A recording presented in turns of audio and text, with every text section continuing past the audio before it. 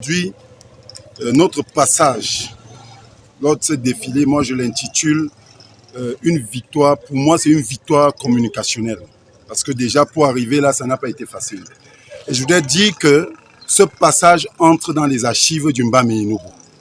Comme promis, je voudrais rappeler aux uns et aux autres que nous allons faire dans le Mbam ce qu'aucun autre mouvement n'a jamais fait partout au Cameroun.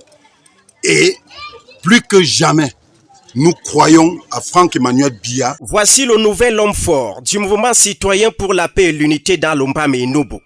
Seulement 2 jours après sa démission du mouvement pour la renaissance du Cameroun, François Sidney Dan vient de faire une démonstration de force et de son dynamisme en mobilisant l'ensemble de ses camarades pour la participation du MCPU au défilé, présidé par le préfet du Mbam et Enugu, Monono Absalom Woloa, à la place des fêtes de Bafia. Coup d'essai certes pour cette délégation départementale à peine constituée, mais un véritable coup de maître.